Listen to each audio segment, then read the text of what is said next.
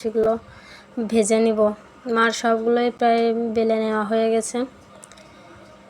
তো প্রথমটাই ফুলি নাই সুন্দর করে, তারপর থেকে প্রত্যেকটা লুচি ফুলে ফুলে ফুটবলের মতো হয়ে যাচ্ছিলো।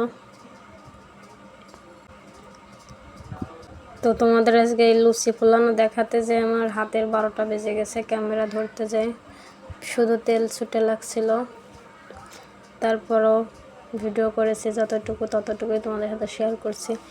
দেখো লুচিগুলো কত সুন্দর করে ফুলেছে। তো আমার সব লুচিগুলোই ভেজে নেওয়া হয়ে গেছে। এই দেখো এতগুলো লুচি আমি ভেজে নিয়েছি। আর এই যে পাশে আমি সুজিটা রাখছিলাম থালায়, সেটা ঠান্ডা হয়ে গেছে। তো পিস পিস করে কেটে নিচ্ছি। এখন গরম গরম পরিবেশন করব সবাইকে। তো সবাইকে আমি দিয়ে দিয়েছি পাশে, আর আমার থালা নিয়ে আমি রিল্যাক্সে ফ্যানের তলে চলে আসছি আমার রুমে।